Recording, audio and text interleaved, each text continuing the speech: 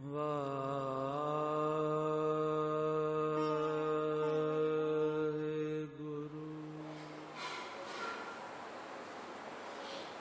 ਵਾਹਿਗੁਰੂ ਜੀ ਕਾ ਖਾਲਸਾ, ਵਾਹਿਗੁਰੂ ਜੀ ਕੀ ਫਤਿਹ।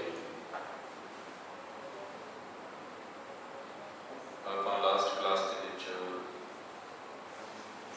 11ਵੀਂ ਤੇ 12ਵੀਂ ਪੌੜੀ ਪਹਿਲੀ ਵਾਰ ਦੀ ਵਿਚਾਰੀ ਸੀ। ਅੱਜ 13ਵੀਂ ਤੇ 14ਵੀਂ ਇਹ ਦੋ ਪੌੜੀਆਂ ਵਿਚਾਰਨੀਆਂ ਨੇ। ਇਹਨਾਂ ਦੋਨਾਂ ਪੌੜੀਆਂ ਦੇ ਵਿੱਚ ਜਿਹੜੇ ਬਾਕੀ ਦੋ ਸ਼ਾਸਤਰ ਨੇ ਉਹਨਾਂ ਦੋਨਾਂ ਸ਼ਾਸਤਰਾਂ ਦੀ ਗੱਲ ਕਰਨੀ। ਭਾਈ ਸਾਹਿਬ ਜੀ ਨੇ ਕੀ ਵਿਚਾਰ ਦਿੱਤੇ ਨੇ ਇਹਨਾਂ ਦੋਨਾਂ ਸ਼ਾਸਤਰਾਂ ਦੇ ਵਿੱਚ ਤੇ ਗੁਰਮਤਿ ਦੀ ਗੱਲ ਕੀ ਨਾਲ ਸਮਝਾਉਂਦੇ ਨੇ, ਉਹ ਆਪਾਂ ਸਮਝਣ ਦੀ ਕੋਸ਼ਿਸ਼ ਕਰਨੀ ਹੈ। ਸਭ ਵਿਚਾਰ ਸ਼ੁਰੂ ਕਰਨ ਤੋਂ ਪਹਿਲਾਂ ਆਪਾਂ 13ਵੀਂ ਪੌੜੀ ਦਾ ਜਿਹੜਾ ਪਾਠ ਹੈ ਉਹ ਰਲ ਮਿਲ ਕੇ ਕਰ ਲਈਏ। ਉਸ ਤੋਂ ਬਾਅਦ ਵਿਚਾਰ ਆਰੰਭ ਕਰਦੇ ਹਾਂ। ਭਾਈ ਸਾਹਿਬ ਜੀ ਬਖਸ਼ਿਸ਼ ਕਰਦੇ ਨੇ, ਕਹਿੰਦੇ ਵੇਦ ਅਥਰਵਣ ਮਥਨ ਕਰ ਗੁਰਮੁਖ ਪਾਸੇਖਿਕ ਗੁਣ ਗਾਵੈ ਜਿਹਾ ਬੀਜੈ ਸੋ ਲੁਣੈ ਸਮੇਂ ਬਿਨਾ ਫਲ ਹੱਥ ਨਾ ਆਵੈ ਹੁਕਮੈ ਅੰਦਰ ਸਭ ਕੋ ਮੰਨੈ ਹੁਕਮ ਸੋ ਸਹਿਜ ਸਮਾਵੈ ਆਪੋ ਕਛੁ ਨ ਹੋਵਈ ਬੁਰਾ ਭਲਾ ਨਹਿ ਮਨ ਵਸਾਵੈ ਜੈਸਾ ਕਰ ਤੈਸਾ ਲਹੈ ਰਿਖ ਕਣਾਦਿਕ ਭਾਗ ਸੁਣਾਵੈ ਸਤਿਜੁਗ ਕਾ ਅਨਿਆਇ ਸੁਣ ਇੱਕ ਫੇੜੇ ਸਭ ਜਗਤ ਮਰਾਵੈ ਤ੍ਰੇਤੇ ਨਗਰੀ ਈੜੀਐ ਦੁਆਪਰ ਵੰਸ ਕੁਵੰਸ ਕੁਹਾਵੈ ਕਲਯੁਗ ਜੋ ਫੇੜੇ ਸੋ ਪਾਵੈ ਕਲਯੁਗ ਜੋ ਫੇੜੇ ਸੋ ਪਾਵੈ। ਜਿੰਨੇ ਵੀ ਧਾਰਮਿਕ ਗ੍ਰੰਥ ਨੇ ਵੱਖ-ਵੱਖ ਧਰਮਾਂ ਦੇ, ਹਰ ਇੱਕ ਧਾਰਮਿਕ ਗ੍ਰੰਥ ਦਾ ਮੇਨ ਪਰਪਸ ਜਿਹੜਾ ਹੈ ਨਾ ਉਹ ਇਨਸਾਨ ਨੂੰ ਸੱਚ ਦੇ ਨਾਲ ਜੋੜਨਾ ਹੈ। ਚਾਹੇ ਉਹ ਕੁਰਾਨ ਹੋਵੇ, ਚਾਹੇ ਬਾਈਬਲ ਹੈ, ਚਾਹੇ ਹਿੰਦੂ ਧਰਮ ਦੇ ਧਰਮ ਗ੍ਰੰਥ ਹੋਣ, ਮੇਨ ਪਰਪਸ ਜਿਹੜਾ ਉਹ ਰੱਬ ਨਾਲ ਜੋੜਨਾ ਜਾਂ ਸੱਚ ਦੇ ਨਾਲ ਜੋੜਨਾ ਹੈ। ਹਾਂ, ਕਿਤੇ ਨਾ ਕਿਤੇ ਕੁਝ ਥਾਵਾਂ ਤੇ ਇਹ ਵੀ ਪੜ੍ਹਨ ਨੂੰ ਮਿਲਦਾ ਹੈ ਕਿ ਕਈ ਐਸੀਆਂ ਜਗ੍ਹਾ, ਕਈ ਐਸੇ ਧਰਮ ਗ੍ਰੰਥ ਕਹਿ ਲਈਏ ਚਾਹੇ, ਉਹਨਾਂ ਦੇ ਵਿੱਚ ਵਹਿਮਾਂ ਭਰਮਾਂ ਦਾ ਵੀ ਜ਼ਿਕਰ ਮਿਲੇਗਾ, ਪਰ ਉਸ ਤੋਂ ਇਲਾਵਾ ਇਹ ਵੀ ਗੱਲ ਤੁਹਾਨੂੰ ਮਿਲੇਗੀ ਕਿ ਉਹ ਧਰਮ ਗ੍ਰੰਥ ਸੱਚ ਦੀ ਜਾਂ ਰੱਬ ਦੀ ਗੱਲ ਜ਼ਰੂਰ ਕਰਦੇ ਨੇ। ਇਸੇ ਕਰਕੇ ਹੀ ਗੁਰੂ ਗ੍ਰੰਥ ਸਾਹਿਬ ਮਹਾਰਾਜ ਦੇ ਵਿੱਚ ਵੀ ਗੁਰੂ ਸਾਹਿਬ ਨੇ ਇੱਕ ਬਚਨ ਕਿਹਾ ਹੈ ਕਿ ਵੇਦ ਕਤੇਬ ਕਹੋ ਮਤ ਝੂਠੇ, ਝੂਠਾ ਜੋ ਨਾ ਵਿਚਾਰੇ। ਗੁਰੂ ਸਾਹਿਬ ਕਹਿੰਦੇ ਵੱਖਰੀ ਗੱਲ ਹੈ ਕਿ ਤੁਹਾਡੇ ਵਿਚਾਰ ਉਹਨਾਂ ਗ੍ਰੰਥਾਂ ਦੇ ਨਾਲ ਜਾਂ ਉਹਨਾਂ ਗ੍ਰੰਥਾਂ ਦੇ ਵਿੱਚ ਜੋ ਗੱਲਾਂ ਲਿਖੀਆਂ ਨੇ ਉਹਨਾਂ ਦੇ ਨਾਲ ਤੁਹਾਡੇ ਆਪਣੇ ਵਿਚਾਰ ਨਾ ਮਿਲਣ, ਉਹ ਇੱਕ ਵੱਖਰਾ ਪੱਖ ਹੋ ਸਕਦਾ ਹੈ। ਪਰ ਇਹਦਾ ਮਤਲਬ ਇਹ ਨਹੀਂ ਕਿ ਉਹ ਸਭ ਕੁਝ ਜੋ ਲਿਖਿਆ ਹੈ ਉਹ ਝੂਠ ਹੈ। ਝੂਠ ਨਹੀਂ, ਕਿਤੇ ਨਾ ਕਿਤੇ ਉਹ ਰੱਬ ਦੀ ਗੱਲ ਜ਼ਰੂਰ ਕਰਦੇ। ਐਸੀ ਹੀ ਗੱਲ ਜਿਹੜੀ ਹੈ ਨਾ ਉਹ ਸ਼ਾਸਤਰਾਂ ਦੇ ਸੰਬੰਧ ਵਿੱਚ ਵੀ ਹੈ। ਜਿਹੜੇ ਪਹਿਲੇ 4 ਸ਼ਾਸਤਰਾਂ ਦਾ ਜ਼ਿਕਰ ਆਪਾਂ ਪੜ੍ਹਿਆ ਭਾਈ ਸਾਹਿਬ ਜੀ ਵੱਲੋਂ ਕੀਤਾ ਹੋਇਆ, ਉੱਥੇ ਉਹਨਾਂ ਨੇ ਆਪਣੇ ਆਪਣੇ ਤਰੀਕੇ ਦੇ ਨਾਲ ਗੱਲ ਕੀਤੀ ਹੈ। ਚਾਹੇ ਕੋਈ ਗਿਆਨ ਦੀ ਗੱਲ ਕਰ ਰਿਹਾ ਹੈ, ਚਾਹੇ ਕੋਈ ਪਰਮਾਣੂਆਂ ਦੀ ਗੱਲ ਕਰਦਾ ਪਿਆ ਹੈ, ਚਾਹੇ ਕੋਈ ਕਰਮਾਂ ਦੀ ਗੱਲ ਕਰਦਾ ਪਿਆ ਹੈ, ਪਰ ਉਹਦੇ ਪਿੱਛੇ ਪਰਪਸ ਇੱਕ ਹੀ ਹੈ, ਰੱਬ ਦੇ ਨਾਲ ਜੁੜਨਾ। ਜਾਂ ਇਹਨੂੰ ਆਪਾਂ ਇੱਦਾਂ ਵੀ ਕਹਿ ਲਈਏ, ਮੰਜ਼ਿਲ ਇੱਕ ਹੈ ਪਰ ਰਸਤੇ ਕਈ। ਜੋ ਜਿਸ ਤਰ੍ਹਾਂ ਦੀ ਜਿਸ ਨੂੰ ਸਮਝ ਪਈ ਉਹਦੇ ਅਕੋਰਡਿੰਗਲੀ ਉਸਨੇ ਗੱਲ ਕਰ ਦਿੱਤੀ। ਕੋਈ ਕਹਿੰਦਾ ਹੈ ਕਿ ਜੀ ਕਰਮ ਕਰਕੇ ਹੀ ਰੱਬ ਨੂੰ ਪਾਇਆ ਜਾ ਸਕਦਾ ਹੈ, ਕਰਮਾਂ ਦੇ ਆਧਾਰ ਤੇ ਰੱਬ ਦੇ ਕਰੀਬ ਇਨਸਾਨ ਜਾ ਸਕਦਾ ਹੈ। ਕੋਈ ਕਹਿੰਦਾ ਗਿਆਨ ਦੀ ਪ੍ਰਾਪਤੀ ਇਨਸਾਨ ਨੂੰ ਰੱਬ ਨਾਲ ਮਿਲਾ ਸਕਦੀ ਹੈ, ਸੱਚ ਵਿੱਚ ਭੇਦ ਕਰ ਸਕਦੀ ਹੈ। ਇਹ ਵਿਚਾਰ ਹਰ ਇੱਕ ਦੇ ਅਲੱਗ-ਅਲੱਗ ਨੇ। ਇਹ ਜਿਹੜੇ 2 ਸ਼ਾਸਤਰ ਅੱਜ ਆਪਾਂ ਪੜ੍ਹਨੇ ਨੇ, ਇਹਨਾਂ ਦੇ ਵਿੱਚ ਵੀ ਐਸੀ ਹੀ ਗੱਲ ਤੁਹਾਨੂੰ ਪੜ੍ਹਨ ਵਾਸਤੇ ਮਿਲੇਗੀ। ਜੇ ਤੁਹਾਨੂੰ ਯਾਦ ਹੋਵੇ, ਜਦੋਂ ਨਿਆਏ ਸ਼ਾਸਤਰ ਆਪਾਂ ਪੜ੍ਹਿਆ ਸੀ ਤੇ ਨਿਆਏ ਦੇ ਵਿੱਚ ਉਹ ਜਿਹੜਾ ਰਿਸ਼ੀ ਸੀ ਉਸਨੇ ਪਰਮਾਣੂਆਂ ਦੀ ਗੱਲ ਕੀਤੀ ਸੀ, ਤੱਤਾਂ ਦੀ ਗੱਲ ਕੀਤੀ ਸੀ। ਤੇ ਇਹ ਜਿਹੜਾ ਵੈਸ਼ੇਖਿਕ ਸ਼ਾਸਤਰ ਹੈ ਇਹਦੇ ਵਿੱਚ ਵੀ ਉਹਦੇ ਵਾਂਗ ਸਿਮੀਲਰ ਗੱਲ ਤੁਹਾਨੂੰ ਮਿਲੇਗੀ, ਮਿਲਦੀ ਹੋਈ ਗੱਲ ਮਿਲੇਗੀ। ਉੱਥੇ ਉਹਨੇ ਤੱਤਾਂ ਦੀ ਗੱਲ ਕੀਤੀ ਹੈ, ਪਰ ਇਹ ਰਿਸ਼ੀ ਜਿਹੜਾ ਹੈ ਵੈਸ਼ੇਖਿਕ ਵਾਲਾ, ਇਹ ਪਦਾਰਥਾਂ ਦੀ ਗੱਲ ਕਰਦਾ ਹੈ।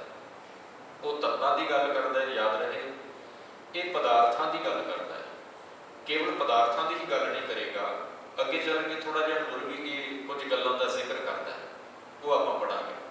सो भाई साहब जी की कहते हैं, कहते वेद अथर्वण मथन कर गुरमुख पासे फिक गुण गाल है। इस शास्त्र का जिहड़ा ऋषि है उसने अथर्व वेद को आधार बनाया। उस अथर्व वेद को पढ़ के विचार के घोख के उन्हें फिर एक शास्त्र लिख दिता जिसका नाम रख दिता गया वशेषिक या विशेषिक भी कहा जाता है। ये विशेषिक नाम क्यों रखिया, ये बारे विद्वान कहते हैं कि क्योंकि ये गल पदार्थों की की गई है, तो विद्वानों का मनना है कि ये नाम इस करके रखा गया कि ये पदार्थों के उत्ते डिपेंड करता है। कुछ विशेष पदार्थों का जिक्र होने करके, फिर मैं रिपीट करा, कुछ विशेष पदार्थों का जिक्र होने करके इस शास्त्र का नाम भी विशेषक रखा गया। पंजाबी च विशेष वर्ड आप यूज करते हैं, उस विशेष को ही आधार बना के इस शास्त्र का नाम विशेषक रखा गया।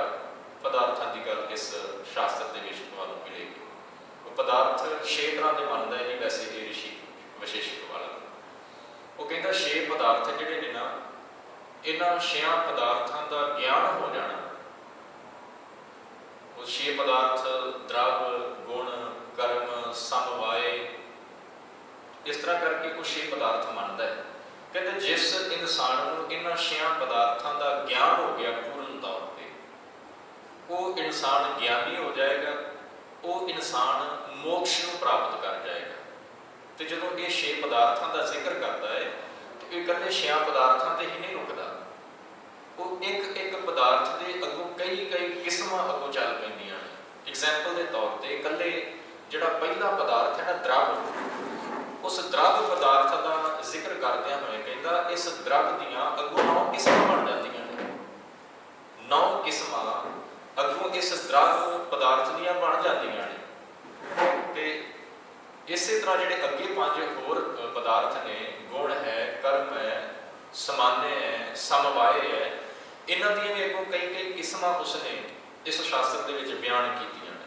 सो उहदे पूरे ओवरऑल कहण दा भाव यह है कि जिहड़ा इंसान इन्हां 6 पदार्थां नूं चंगी तरह समझ लैंदा है, जिसनूं इन्हां 6 पदार्थां की समझ पै जाती है, वो इंसान मोक्ष नूं प्राप्त कर सकता है। मोक्ष सैल्वेशन मुक्ति प्राप्त कर सकता है। सो इस ऋषि का इस शास्त्र दे विच मेन पॉइंट की है कि पदार्थों की जिन्होंने समझ पै गई, ज्ञान हो गया, वो इंसान मुक्ति प्राप्त करेगा। कर्म वाला कहता है कि जिहड़ा कर्म करेगा वो मुक्ति प्राप्त करेगा। कोई कहता है ज्ञान जिहदे कोल आ गया वो मुक्ति प्राप्त करेगा। कोई कहता है जिसनों परमाणुओं की समझ पै गई, तत्तां की समझ पै गई, वो मुक्ति प्राप्त करेगा।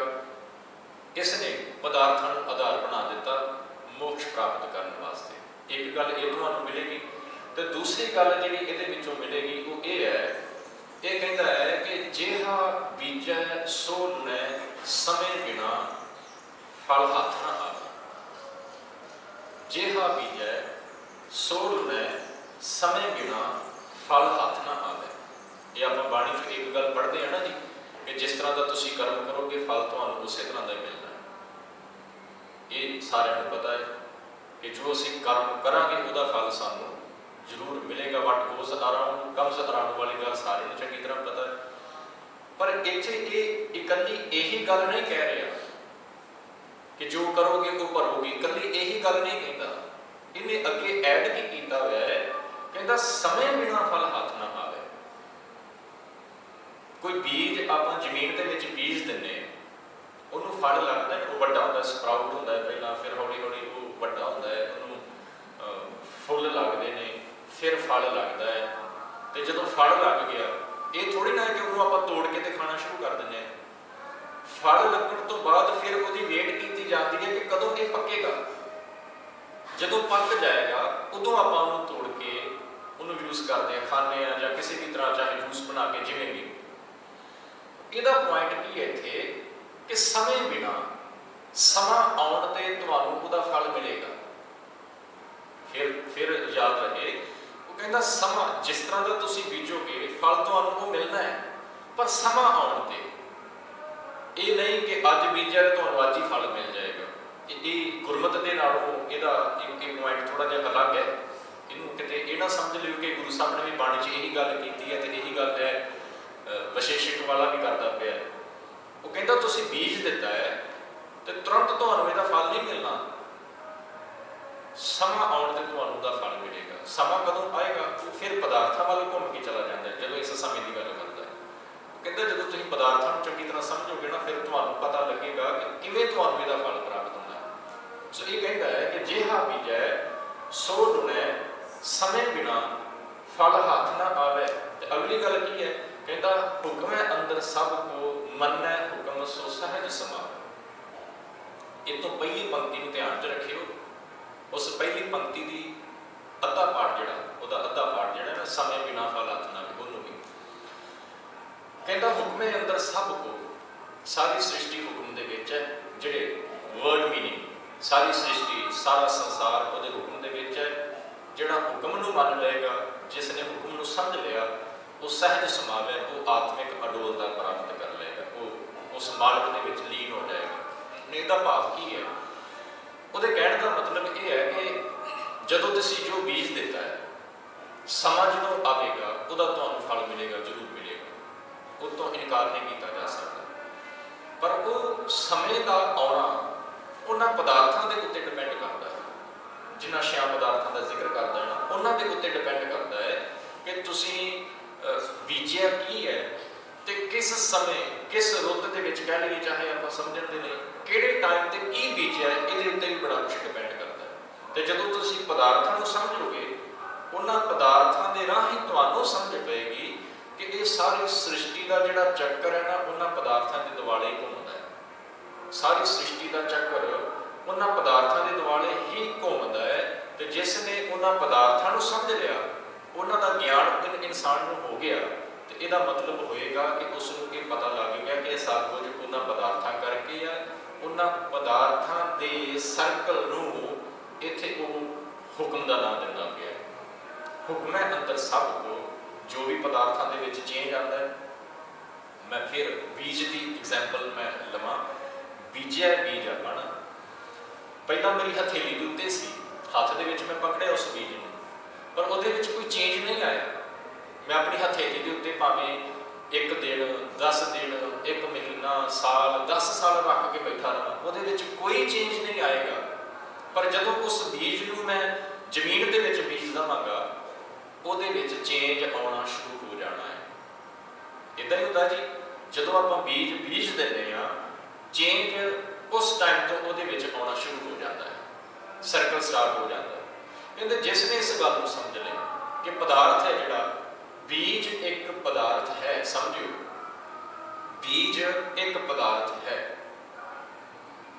साडा शरीर, इस शरीर नूं वो एक पदार्थ मानता है, इस बॉडी नूं एक पदार्थ मानता है। कहते जिस तरह वो बीज है, सेम उस तरह है साडा शरीर भी एक पदार्थ है, उहदे वांग ही। जिवें बीज बीजण तो बाद उहदे विच चेंज आउंदा है, सेम उस तरह जदों इंसान पदार्थां की होंद नूं समझ लैंदा है, फिर उहदे अंदर भी कहता चेंज आउणा शुरू हो जाता है। ते इस चेंज नूं, इस सर्कल नूं वो इत्थे हुक्म का नाम दिंदा है। कहता हुक्म है अंदर सब को मन्नै हुक्म सो सहज समावे। जिसने पदार्थां के सर्कल नूं समझ लिया, वो लीन हो जाएगा किहदे विच? आत्मिक अवस्था दे विच, सहज अडोलता दे विच वो लीन हो जाएगा, जिसने इस गल को समझ लिया।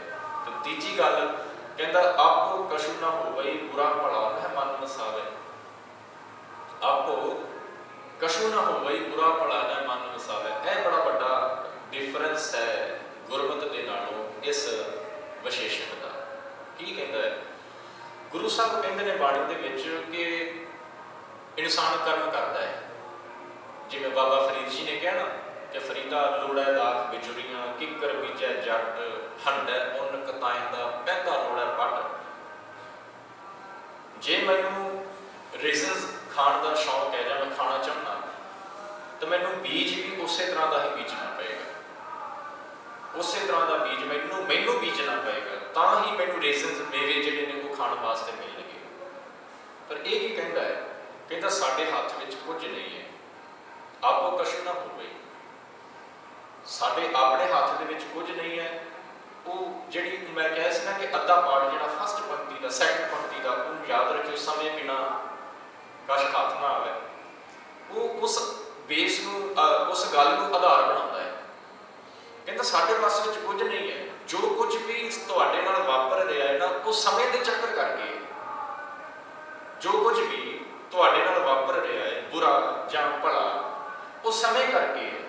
ਸਮਾਂ ਇੱਕ ਪਦਾਰਥ ਮੰਨਿਆ ਉਹਨੇ, ਉਹ ਸਮੇਂ ਕਰਕੇ। ਕਹਿੰਦੇ ਸਭ ਕੁਝ ਜੋ ਕੁਝ ਵੀ ਤੁਹਾਡੇ ਨਾਲ ਹੋ ਰਿਹਾ ਇਸ ਸਮੇਂ ਦੇ ਕਰਕੇ ਹੈ। ਤੇ ਇਸ ਗੱਲ ਨੂੰ ਆਪਣੇ ਮਨ ਦੇ ਵਿੱਚ ਨਾ ਲੈ ਕੇ ਆਓ ਕਿ ਮੈਂ ਕੁਝ ਬੁਰਾ ਕੀਤਾ ਜਾਂ ਮੈਂ ਕੁਝ ਚੰਗਾ ਕਰ ਦਿੱਤਾ। ਤੁਸੀਂ ਕੁਛ ਨਹੀਂ ਕੀਤਾ, ਕਹਿੰਦਾ ਤੁਹਾਡੇ ਹੱਥ 'ਚ ਹੈ ਕੁਛ ਨਹੀਂ। ਇਹ ਸਾਰਾ ਸਮੇਂ ਦਾ ਖੇਡ ਹੈ। ਸਮੇਂ ਦੇ ਖੇਡ ਕਰਕੇ ਜੋ ਵੀ ਤੁਹਾਡੇ ਨਾਲ ਵਾਪਰ ਰਿਹਾ ਚੰਗਾ ਮਾੜਾ ਉਹ ਹੋ ਰਿਹਾ ਹੈ। ਉਹ ਇਹ ਗੱਲ ਮੰਨਦਾ ਹੈ। ਪਰ ਗੁਰੂ ਸਾਹਿਬ ਕੀ ਕਹਿੰਦੇ ਨੇ? ਗੁਰੂ ਸਾਹਿਬ ਇਹ ਗੱਲ ਨਹੀਂ ਮੰਨਦੇ ਕਿ ਸਮੇਂ ਕਰਕੇ ਕੁਛ ਹੋ ਰਿਹਾ। ਗੁਰੂ ਸਾਹਿਬ ਕਹਿੰਦੇ ਨੇ ਕਿ ਜਿਹਾ ਬੀਜੈ ਸੋ ਨੇ ਕਰਮਾ ਸੰਘਣਾ ਖੇਤ। ਇਹ ਸਰੀਰ ਇੱਕ ਖੇਤ ਹੈ, ਜਿਸ ਤਰ੍ਹਾਂ ਦਾ ਇਹਦੇ ਵਿੱਚ ਬੀਜ ਲਵੇਗਾ ਉਦਾਂ ਦਾ ਫਲ ਤੈਨੂੰ ਮਿਲੇਗਾ, ਜ਼ਰੂਰ ਮਿਲੇਗਾ। ਇਹ ਕਹਿੰਦਾ ਨਹੀਂ, ਆਪਣੇ ਹੱਥ ਵਿੱਚ ਕੁਝ ਨਹੀਂ ਹੈ। ਹੁਣ ਦੇਖੋ, ਇਹਦੇ ਆਪਣੇ ਇਸ ਸ਼ਾਸਤਰ ਦੇ ਵਿੱਚ ਹੀ ਕੰਟਰਡਿਕਸ਼ਨ ਤੁਹਾਨੂੰ ਨਜ਼ਰ ਆਏਗੀ। ਪਹਿਲੀ ਪੰਕਤੀ ਦੇ ਵਿੱਚ ਕਹਿੰਦਾ ਹੈ ਕਿ ਜੋ ਬੀਜੋਗੇ ਉਹ ਮਿਲੇਗਾ। ਫਿਰ ਅੱਗੇ ਚੱਲ ਕੇ ਆਪ ਹੀ ਕਹਿ ਦਿੰਦਾ ਹੈ ਕਿ ਆਪਣੇ ਹੱਥ ਵਿੱਚ ਕੁਝ ਨਹੀਂ ਹੈ। ਸਮਾਂ ਹੀ ਤੁਹਾਡੇ ਜੀਵਨ ਦੇ ਵਿੱਚ ਬਦਲਾਅ ਲੈ ਕੇ ਆਉਂਦਾ। ਸਮਾਂ ਹੀ ਤੁਹਾਡੇ ਜੀਵਨ ਦੇ ਵਿੱਚ ਚੰਗੇ ਜਾਂ ਮਾੜੇ ਜਿਹੜੇ ਹਾਲਾਤ ਹੁੰਦੇ ਨੇ ਉਹ ਲੈ ਕੇ ਆਉਂਦਾ। ਆਪ ਤੁਸੀਂ ਕੁਛ ਨਹੀਂ ਕਰ ਸਕਦੇ। ਸੋ ਇਹ ਇੱਥੇ ਕਹਿ ਰਿਹਾ ਕਿ ਆਪਣੇ ਮਨ ਦੇ ਉੱਤੇ ਭਾਰ ਨਾ ਪਾਓ ਕਿ ਮੈਂ ਕੁਝ ਚੰਗਾ ਕੀਤਾ ਜਾਂ ਮਾੜਾ ਕੀਤਾ। ਇੰਨੀ ਗੱਲ ਕਹਿ ਕੇ ਮੇਰੇ ਖਿਆਲ 'ਚ ਹੈ ਕਿ ਇਹ ਸ਼ਾਸਤਰ ਵਾਲਾ ਰਿਸ਼ੀ, ਉਹਦਾ ਨਾਮ ਅੱਗੇ ਚੱਲ ਕੇ ਆਏਗਾ, ਮੈਂ ਇਸੇ ਕਰਕੇ ਨਾਮ ਉਹਦਾ ਨਹੀਂ ਲੈ ਰਿਹਾ, ਅੱਗੇ ਚੱਲ ਕੇ ਨਾਮ ਉਹਦਾ ਆਉਣਾ ਹੈ। ਇਹ ਰਿਸ਼ੀ ਇਹ ਜਦੋਂ ਗੱਲ ਕਹਿ ਦਿੰਦਾ ਹੈ ਨਾ ਕਿ ਆਪਣੇ ਹੱਥ 'ਚ ਕੁਝ ਨਹੀਂ, ਤੇ ਮੇਰੇ ਖਿਆਲ 'ਚ ਹੈ ਕਿ ਇਨਸਾਨ ਨਾ ਥੋੜ੍ਹਾ ਜਿਹਾ ਹਲਕਾ ਜਿਹਾ ਮਹਿਸੂਸ ਕਰਦਾ ਕਿ ਕਰੀ ਜਾਓ ਜੀ, ਕਿਹੜਾ ਆਪਣੇ ਉੱਤੇ ਦੋਸ਼ ਆਉਣਾ ਹੈ। ਜੋ ਮਨ ਕਰਦਾ ਹੈ ਕਰੋ, ਕੋਈ ਗੱਲ ਹੀ ਨਹੀਂ। ਉਹ ਕਹਿੰਦਾ ਸਮੇਂ ਕਰਕੇ ਹੋ ਰਿਹਾ, ਮੈਂ ਥੋੜ੍ਹੀ ਕੁਝ ਕਰ ਰਿਹਾ, ਸਮਾਂ ਸਭ ਕੁਝ ਕਰਾਉਂਦਾ ਪਿਆ ਮੇਰੇ ਕੋਲ। ਪਰ ਅਸਲ 'ਚ ਕਹਾਣੀ ਜੇ ਇਹ ਗੱਲ ਨੂੰ ਮੰਨ ਲਿਆ ਜਾਵੇ ਨਾ, ਤੇ ਜਿਹੜੇ ਸਾਡੇ ਵਰਗੇ ਲੋਕ ਨੇ ਉਹ ਫਿਰ ਮੇਰੇ ਖਿਆਲ 'ਚ ਕਿ ਚੰਗਾ ਤੇ ਕੰਮ ਕਰਨਗੇ ਕੋਈ ਨਾ। ਜਦੋਂ ਉਹਨਾਂ ਨੂੰ ਇਹ ਪਤਾ ਲੱਗ ਗਿਆ ਜੀ ਕਿ ਜੋ ਕਰਦਾ ਹੈ ਸਮਾਂ ਕਰਦਾ, ਮੈਂ ਥੋੜ੍ਹੀ ਦੋਸ਼ ਉਹਨਾਂ ਨੇ ਸਮੇਂ ਨੂੰ ਦੇ ਦੇਣਾ, ਕੀਤਾ ਆਪ ਹੈ। ਗੁਰਮਤਿ ਇਸ ਗੱਲ ਨੂੰ ਮੰਨਦੀ ਨਹੀਂ। ਗੁਰੂ ਸਾਹਿਬ ਕਹਿੰਦੇ ਤੂੰ ਕਰਦਾ ਪਿਆ। ਇੱਕ ਪੱਖ ਹੋਰ ਹੈਗਾ ਗੁਰਮਤਿ ਦਾ ਕਿ ਜੇ ਕੁਝ ਮਾੜਾ ਕੀਤਾ ਹੈ, ਜੇ ਕੁਝ ਮਾੜਾ ਕੀਤਾ ਹੈ, ਗੁਰੂ ਸਾਹਿਬ ਕਹਿੰਦੇ ਉਹਦਾ ਕ੍ਰੈਡਿਟ ਆਪਣੇ ਆਪ ਨੂੰ ਦੇ, ਰੱਬ ਨੂੰ ਨਾ। ਕਿਉਂਕਿ ਨੋਰਮਲੀ ਕੀ ਹੁੰਦਾ ਹੈ ਕਿ ਜੇ ਕੁਝ ਗਲਤ ਹੋ ਜਾਂਦਾ, ਮੈਂ ਕੀਤਾ ਤੇ ਮੈਂ ਕਹਿ ਦੇਵਾਂਗਾ ਕਿ ਜੀ ਕਹਿੰਦੇ ਨੇ ਕਿ ਰੱਬ ਦੇ ਹੁਕਮ 'ਚ ਸਭ ਕੁਝ ਹੁੰਦਾ, ਰੱਬ ਨੇ ਕਰਾਇਆ, ਉਹਦਾ ਹੀ ਹੁਕਮ ਹੈ। ਪਰ ਗੁਰੂ ਸਾਹਿਬ ਕਹਿੰਦੇ ਨਹੀਂ, ਜੇ ਮਾੜਾ ਕੀਤਾ ਹੈ ਉਹਦਾ ਕ੍ਰੈਡਿਟ ਤੂੰ ਆਪਣੇ ਆਪ ਨੂੰ ਦੇ। ਹਾਂ, ਜੇ ਕੁਝ ਚੰਗਾ ਤੇਰੇ ਕੋਲ ਹੋਇਆ ਉਹਦਾ ਕ੍ਰੈਡਿਟ ਤੂੰ ਰੱਬ ਨੂੰ ਦੇ, ਮਾਲਕਾ ਤੂੰ ਹੀ ਕਰਵਾਉਣ ਜੋਗਾ, ਮੇਰੇ ਕੋਲ ਕੁਛ ਨਹੀਂ ਹੋ ਸਕਦਾ। ਇਹ ਬੜਾ ਵੱਡਾ ਫਰਕ ਹੈ। ਜਦੋਂ ਮੈਂ ਇਹ ਕਹਿ ਦੇਵਾਂਗਾ ਕਿ ਮਾਲਕ ਜੇ ਚੰਗਾ ਹੋਇਆ ਕੁਛ ਤੂੰ ਕੀਤਾ ਹੈ, ਹਉਮੈ ਨਹੀਂ ਆਏਗੀ। ਜੇ ਕਹਿ ਦਿੱਤਾ ਕਿ ਇਹ ਵੀ ਮੈਂ ਕੀਤਾ ਹੈ, ਤੇ ਫਿਰ ਉਹ ਮੈਂ ਆਪਣੇ ਆਪ ਤੁਹਾਡੇ ਅੰਦਰ ਆ ਜਾਣਾ। ਸੋ ਇਹ ਬਿਲਕੁਲ ਇਨਸਾਨ ਨੂੰ ਖਾਲੀ ਕਰ ਦਿੰਦਾ ਹੈ ਕਿ ਤੂੰ ਆਪਣੇ ਉੱਤੇ ਦੋਸ਼ ਨਾ ਲੈ। ਜੋ ਕੁਝ ਕਰਦਾ ਹੈ ਸਮਾਂ ਹੀ ਕਰਦਾ ਹੈ। ਸਮੇਂ ਕਰਕੇ ਹੀ ਚੰਗੇ ਮਾੜੇ ਹਾਲਾਤ ਕਿਸੇ ਇਨਸਾਨ ਦੇ ਜੀਵਨ ਦੇ ਵਿੱਚ ਆਉਂਦੇ ਨੇ। ਤੇ ਅੱਗੋਂ ਕੀ ਕਹਿੰਦਾ ਜੀ, ਜੈਸਾ ਕਰ ਤੈਸਾ ਲਹੈ ਰਿਖ ਕਣਾਦਿਕ ਭਾਗ ਸੁਣਾਵੇ। ਫਿਰ ਇੱਥੇ ਉਹ ਗੱਲ ਕਰ ਦਿੰਦਾ ਹੈ, ਰਿਸ਼ੀ ਦਾ ਨਾਮ ਆ ਗਿਆ ਜੀ ਇੱਥੇ, ਕਣਾਦਿਕ। ਕਣਾਦ ਰਿਸ਼ੀ ਇਹਦਾ ਨਾਮ ਮੇਨ ਤੌਰ ਤੇ ਮੰਨਿਆ। ਕਈ ਨਾਮ ਤੁਹਾਨੂੰ ਇਹਦੇ ਰਿਸ਼ੀ ਦੇ ਮਿਲਣਗੇ, 3-4 ਦਾ ਜ਼ਿਕਰ ਮਿਲਦਾ ਹੈ। ਕਿਸੇ ਨੇ ਅਲੂਕ ਵੀ ਕਿਹਾ ਹੈ ਤੇ ਕਿਸੇ ਨੇ ਜ਼ਿਆਦਾਤਰ ਜਿਹੜਾ ਫੇਮਸ ਨਾਮ ਕਣਾਦ ਰਿਸ਼ੀ, ਇਹਦਾ ਸ਼ਾਸਤਰ ਵਿਸ਼ੇਸ਼ਕ। ਤੇ ਇੱਥੇ ਆਣ ਕੇ ਫਿਰ ਇਹ ਉਸੇ ਗੱਲ ਨੂੰ ਰਿਪੀਟ ਕਰਦਾ ਹੈ, ਕਹਿੰਦਾ ਜੈਸਾ ਕਰ ਤੈਸਾ ਲਹੈ ਰਿਖ ਕਣਾਦਿਕ ਭਾਗ ਸੁਣਾਵੇਂ। ਉੱਪਰ ਕਹਿ ਦਿੱਤਾ ਕਿ ਸਮੇਂ ਦੇ ਚੱਕਰ ਕਰਕੇ ਚੰਗੇ ਮਾੜੇ ਹਾਲਾਤ ਆਉਂਦੇ ਨੇ, ਤੂੰ ਆਪਣੇ ਮਨ ਦੇ ਉੱਤੇ ਭਾਰ ਨਾ ਪਾ ਕਿ ਮੇਰੇ ਕੋਲੋਂ ਕੀ ਹੋ ਗਿਆ, ਇਹਨਾਂ ਸੋਚਾਂ ਨੂੰ ਛੱਡ ਦੇ, ਸਮੇਂ ਨੇ ਕੀਤਾ ਜੋ ਕੀਤਾ ਹੈ। ਪਰ ਇੱਥੇ ਫਿਰ ਕਹਿ ਦਿੰਦਾ ਹੈ ਕਿ ਜੈਸਾ ਕਰ ਤੈਸਾ ਲਹੈ ਰਿਖ ਕਣਾਦਿਕ ਭਾਗ ਸੁਣਾਵੇਂ। ਕਹਿੰਦਾ ਜਿਸ ਤਰ੍ਹਾਂ ਦਾ ਤੁਸੀਂ ਕਰੋਗੇ ਉਸੇ ਤਰ੍ਹਾਂ ਦਾ ਤੁਹਾਨੂੰ ਜਿਹੜਾ ਉਹ ਫਲ ਮਿਲੇਗਾ। ये कणादिक ऋषि जिहड़ा लोकां नूं बोल के सुणाउंदा पिया है अपने विशेषक शास्त्र दे राही। ते अगली गल दे विच ये ऋषि कहता सतयुग का अन्याय सुन। हुण जदों कर्मां दी गल चलदी है कि जैसा कर तैसा लहै, ਉਹਦੇ बारे कहता सतयुग का अन्याय सुन एक फेरे सब जगत मरावे। सतयुग का जिक्र करता है कि उस समय की होया करता सी एक अन्याय। अन्याय का मतलब इनजस्टिस। सतयुग के समय एक इनजस्टिस सी। वो की सी कि जेकर किसी एक ने कोई गलती कर दी है तो उसकी सजा उस एक को नहीं सी मिलती। ਉਹਦੀ सजा एक ਨੂੰ नहीं सी मिलती, सारे देश ਨੂੰ मिलती सी। जे एक ने कोई माड़ा कर्म कर दिता तो उस माड़े कर्म की सजा सारे देश ਨੂੰ मिलती सी। ये सतयुग का ऋषि कहता है, कणादिक कहता है कि ये अन्याय सी, इनजस्टिस सी। गलती तो एक ने की थी पर सजा सारे देश ਨੂੰ मिलनी पई है, सारे देश ਨੂੰ मार दिता जाता सी। इस तरह की कोई भी सजा कह नहीं पावे। तो जो अगले दोनों युगों का जिक्र करता है तो फिर कहता त्रेते नगरी पीढ़ी है द्वापर वंश कुवंश कहावे। त्रेते दे विच एक ने गलती की पूरे शहर को सजा मिलती। जिवें ना पता नहीं इत्थों तक मैनूं पता नहीं, इंडियन आर्मी दे विच वख-वख पलटन्स हुंदियां ने ना जी, तो जे एक कोई सोल्जर गलती करता है तो पूरी पलटन को सजा दी जाती सी आर्मी दे विच। हुण पता नहीं हुंदा कि नहीं हुंदा, पर पहलां सुनन दे विच आउंदा सी कि जे एक ने गलती की है तो पूरी पलटन को सजा मिलती सी। तो ये त्रेते नगरी पीढ़ी है। त्रेते दे विच की है कि जे एक ने कुछ माड़ा कर्म कर दिता है तो उसकी सजा पूरे शहर नगरी पूरे शहर को मिलती सी। तो द्वापर दे विच द्वापर वंश कुवंश कहावे। द्वापर दे विच एक दे गलती करन ते उसदी पूरी वंश उसदे पूरे खानदान को सजा मिलती सी। ਉਹਦਾ ਖਾਨਦਾਨ सजा भुगतदा सी ਦੁਆਪਰ ਦੇ ਵਿੱਚ। ਤੇ ਭਾਈ ਸਾਹਿਬ ਜੀ ਫਿਰ 13ਵੀਂ ਪੌੜੀ ਦੀ ਲਾਸਟ ਪੰਕਤੀ ਦੇ ਵਿੱਚ ਕੀ ਕਹਿੰਦੇ ਨੇ? ਕਹਿੰਦੇ ਨੇ ਸਾਰਿਆਂ ਨਾਲੋਂ ਚੰਗਾ ਤੇ ਕਲਯੁਗ ਹੋਇਆ, ਕਿਉਂਕਿ ਕਲਯੁਗ ਨੂੰ ਬੜਾ ਮਾੜਾ ਕਿਹਾ ਗਿਆ ਜੀ। ਵੈਸੇ ਸਤਯੁਗ ਤ੍ਰੇਤੇ ਦੁਆਪਰ ਨੂੰ ਫਿਰ ਸਤਯੁਗ ਨੂੰ ਤਾਂ ਉੱਤਮ ਮੰਨਿਆ ਗਿਆ, ਤ੍ਰੇਤੇ ਦੁਆਪਰ ਨੂੰ ਚੰਗਾ ਮੰਨਿਆ ਗਿਆ, ਮਾੜਾ ਨਹੀਂ, ਇੰਨਾ ਮਾੜਾ ਨਹੀਂ ਕਿਹਾ ਗਿਆ ਜਿੰਨਾ ਕਲਯੁਗ ਨੂੰ ਕਿਹਾ ਗਿਆ। ਕੁਛ ਵੀ ਹੁੰਦਾ ਨਾ ਜੀ ਮਾੜਾ ਹੋ ਜਾਵੇ आम साड़ी जुबान तो भी लफ्ज निकल आते हैं, चलो जी होना तो सही कलयुग का समा है, पर गुरु साहब कहते कलयुग तो उत्तम है, कलयुग उत्तम युगा मां है। गुरु साहब कहते हैं बाणी च कहते कलयुग सारे नालों चंगा है। क्यों चंगा है जी?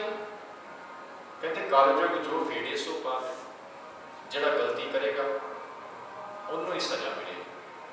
जे मैं गलती की है मैनू ही सजा मिलेगी, मेरे कीते माड़े कर्म की सजा किसी दूजे को नहीं मिल सकती। गुरु साहब बाणी जी कहते हैं दद्दा दोष न देओ किसै, दोष कर्मा अपने जो मैं किया सो मैं पाया, दोष न दीजे अगर जो मैं कीता उसकी सजा मैनू मिलेगी, किसी दूजे को क्यों मिलेगी?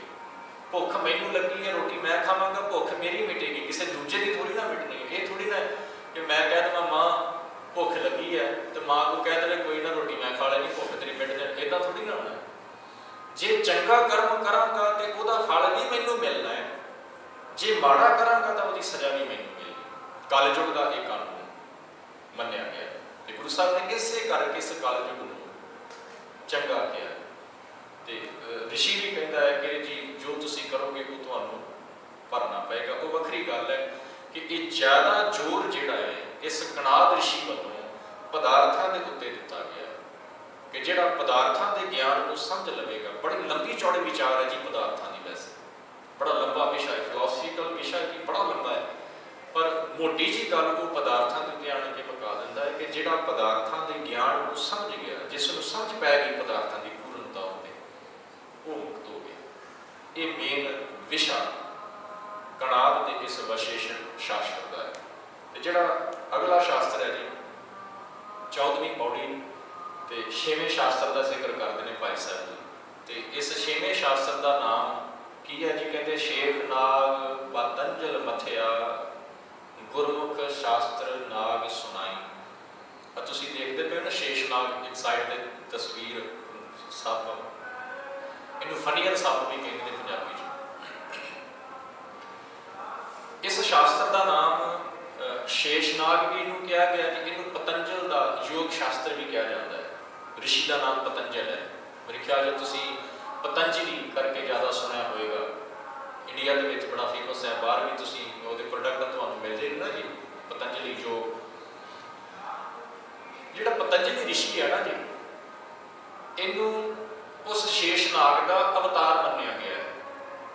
ਜਿਹੜਾ ਸੱਪ ਨਜ਼ਰ ਆ ਰਿਹਾ ਹੈ, ਉਸ ਸ਼ੇਸ਼ਨਾਗ ਦਾ ਅਵਤਾਰ ਪਤੰਜਲੀ ਰਿਸ਼ੀ ਨੂੰ ਮੰਨਿਆ ਗਿਆ। ਤੇ ਪਤੰਜਲੀ ਨੇ ਫਿਰ ਆਪਣੇ ਨਾਮ ਦੇ ਉੱਤੇ ਸ਼ਾਸਤਰ ਤਿਆਰ ਕੀਤਾ ਹੈ, ਜਿਹਦਾ ਨਾਮ ਵੱਖ-ਵੱਖ ਤਰ੍ਹਾਂ ਦੇ ਨਾਲ, ਕਿਸੇ ਨੇ ਸ਼ੇਸ਼ਨਾਗ ਵੀ ਲਿਖਿਆ, ਪਤੰਜਲ ਸ਼ਾਸਤਰ ਵੀ ਲਿਖਿਆ, ਜਾਂ ਯੋਗ ਸ਼ਾਸਤਰ ਵੀ ਲਿਖਿਆ ਹੋਇਆ ਹੈ। ਕਿਉਂਕਿ ਪਤੰਜਲੀ ਦੇ ਨਾਮ ਤੋਂ ਤੁਹਾਨੂੰ ਪਤਾ ਲੱਗ ਗਿਆ ਕਿ ਇਹਦਾ ਸੰਬੰਧ ਯੋਗ ਦੇ ਨਾਲ ਹੈ। ਤੇ ਇੱਥੇ ਭਾਈ ਸਾਹਿਬ ਜੀ ਕਹਿੰਦੇ ਸ਼ੇਖਨਾਗ ਪਤੰਜਲ ਵਿੱਚ ਮਥਿਆ। ਜਿਹੜਾ ਸ਼ੇਸ਼ਨਾਗ ਹੈ ਨਾ, ਜਿੰਨੇ ਵੀ ਸੱਪ ਨੇ, ਸੱਪ ਕੈਟੇਗਰੀ ਜਿਹੜੀ ਹੈ ਨਾ, ਉਹਦੇ ਵਿੱਚੋਂ ਸਭ ਤੋਂ ਸ੍ਰੇਸ਼ਟ, ਸਭ ਤੋਂ ਉੱਤਮ ਸ਼ੇਸ਼ਨਾਗ ਨੂੰ ਮੰਨਿਆ ਗਿਆ ਹੈ। ਤੇ ਕਹਿੰਦੇ ਸ਼ੇਸ਼ਨਾਗ ਨੇ ਪਤੰਜਲ ਰਿਸ਼ੀ ਦਾ ਅਵਤਾਰ ਧਾਰਨ ਕੀਤਾ। ਤੇ ਉਸ ਨੇ ਫਿਰ ਅੱਗੋਂ ਪਤੰਜਲ ਨੇ ਇੱਕ ਸ਼ਾਸਤਰ ਲੋਕਾਂ ਦੇ ਸਾਹਮਣੇ ਪੇਸ਼ ਕਰ ਦਿੱਤਾ, ਸੁਣਾ ਦਿੱਤਾ। ਵੇਦ ਅਥਰਵਣ ਬੋਲਿਆ ਜੋ ਬਿਨਾ ਨਹ ਪਰਮ ਚੁਕਾਏ। ਇਹਨੇ ਵੀ ਅਥਰਵ ਵੇਦ ਨੂੰ, ਅਥਰਵਣ ਵੇਦ ਨੂੰ ਆਧਾਰ ਬਣਾਇਆ।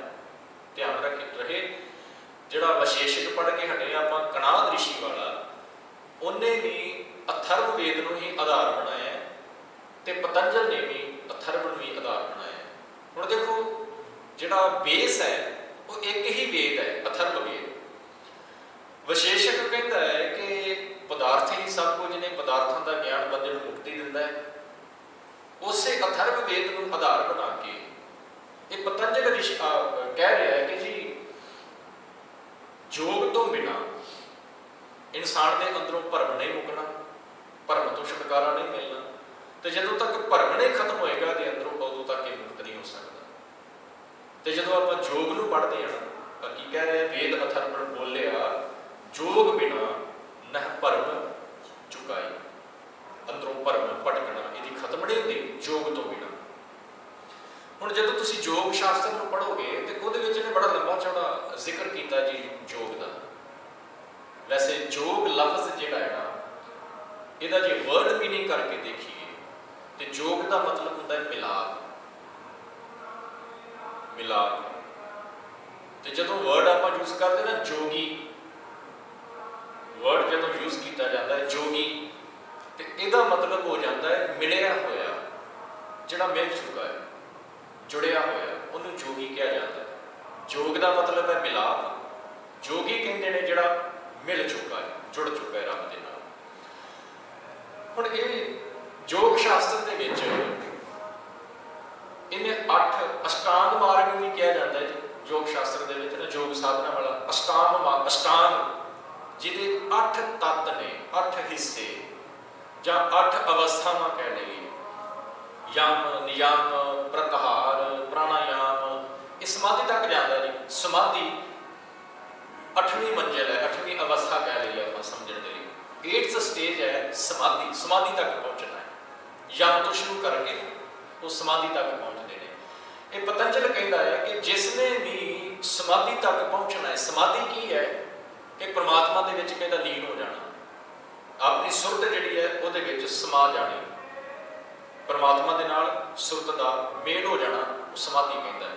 ਜਿੱਥੇ ਸਰੀਰ ਦੇ ਵਿੱਚ ਕੋਈ ਹਿਲ ਜੁਲ ਨਹੀਂ ਹੈ, ਤੁਹਾਡੀਆਂ ਅੱਖਾਂ ਬੰਦ ਨੇ, ਤੁਹਾਡਾ ਮੂੰਹ ਬੰਦ ਹੈ, ਸਰੀਰ ਬਿਲਕੁਲ ਕੋਈ ਮੂਵਮੈਂਟ ਨਹੀਂ ਕਰ ਰਿਹਾ, ਕੁਛ ਨਹੀਂ ਤੁਹਾਡੇ ਸਰੀਰ ਦੇ ਵਿੱਚ ਹਿਲ ਜੁਲ ਹੋ ਰਹੀ, ਸੁਰਤ ਤੁਹਾਡੀ ਜੁੜੀ ਪਈ ਹੈ, ਉਹਨੂੰ ਉਹ ਸਮਾਧੀ ਮੰਨਦਾ ਹੈ। ਇੱਥੋਂ ਤੱਕ ਇਨਸਾਨ ਦਾ ਪਹੁੰਚਣਾ ਜ਼ਰੂਰੀ ਹੈ।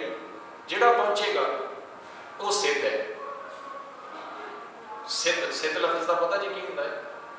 ਪੁੱਗਿਆ ਹੋਇਆ। ਗੁਰੂ ਗ੍ਰੰਥ ਸਾਹਿਬ ਦਾ ਤੁਸੀਂ ਪਾਠ ਕੀਤਾ ਹੋਏਗਾ, ਇੱਕ ਬਾਣੀ ਆਉਂਦੀ ਨਾ ਜੀ ਰਾਮਕਲੀ ਰਾਗ ਦੇ ਵਿੱਚ, ਸਿੱਧ ਗੋਸ਼ਟ ਆਉਂਦੀ ਹੈ ਜੀ, ਪੜ੍ਹੀ ਹੈ ਕਦੀ? ਉਹ ਸਿੱਧ ਜਿਹੜਾ ਲਫ਼ਜ਼, ਸਿੱਧ ਗੋਸ਼ਟ ਗੁਰੂ ਨਾਨਕ ਸਾਹਿਬ ਦੀ ਬਾਣੀ ਹੈ। ਤੇ ਸਿੱਧ ਗੋਸ਼ਟ ਦਾ ਮਤਲਬ ਕੀ ਹੈ? ਗੋਸ਼ਟ ਕਹਿੰਦੇ ਨੇ ਜੀ ਗੋਸ਼ਟੀ, ਚਰਚਾ, विचार चर्चा सिद्धां दे नाल जिहड़ी गुरु नानक साहब की विचार चर्चा हुई उहदे बारे सारी बाणी है सिद्ध गोष्ठ। हुण जिहड़ी वो विचार गुरु नानक साहब की जोगियां दे नाल हुंदी है वो कोई आम नॉर्मल जोगी नहीं ने, आम जोगी नहीं, उन्हें सिद्ध सिद्ध मतलब जिहड़े पुगे हुए जोगी ने, जिहड़े समाधि तक पहुंचे हुए जोगी ने, उन्हां दे नाल गुरु साहब की विचार चर्चा होती है। सो ये पतंजल कहता है कि जिहड़ा अष्टांग मार्ग को अपनाएगा फॉलो करेगा वो उस समाधि तक पहुंचेगा, जिहड़ा समाधि तक पहुंच गया वो हो गया सिद्ध। ये सिद्ध बनाना चाहता है योग शास्त्र के राही।